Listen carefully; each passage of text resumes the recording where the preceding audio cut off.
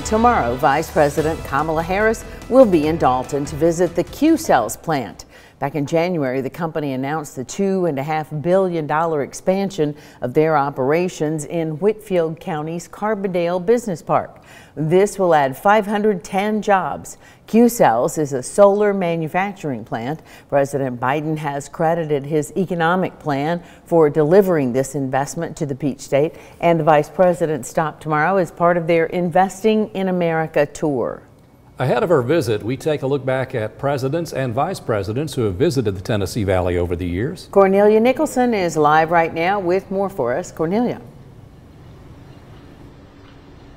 Well, Cindy, David, I think that Chattanooga is a pretty great place to be, and apparently some of our former presidents and vice presidents do agree with that. Now, over the past 200 years, several of them have made a stop in the scenic city for official business, but also some personal time. Vice President Kamala Harris will be touching down in Dalton, Georgia Thursday.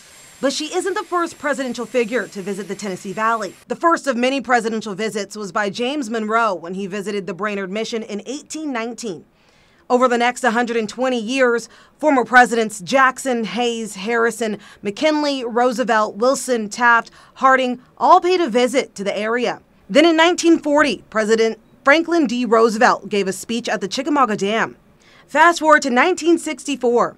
President Lyndon B. Johnson made a campaign stop at the airport, followed by President Nixon, Vice President Gerald Ford, and Jimmy Carter, all making appearances in Chattanooga.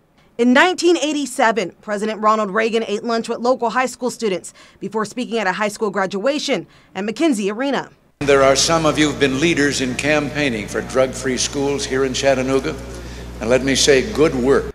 George H.W. Bush campaigned for re-election in Chattanooga back in 1992, followed by his son, George W. Bush, who flew Air Force One to Chattanooga in 2007. Well, the great strength of the country is not our military, nor the size of our wallets. It's the size of our hearts and the compassion for fellow citizens. He spoke about health care reform at Erlanger before finishing off his visit with lunch at Porker's Barbecue. Hello, Chattanooga! Now, this visit may be a little familiar. In 2013, former President Barack Obama gave a speech at Amazon on Enterprise South about a tax deal. I'm going to lay out my ideas to give the middle class a better shot, but now it's time for Republicans to lay out their ideas.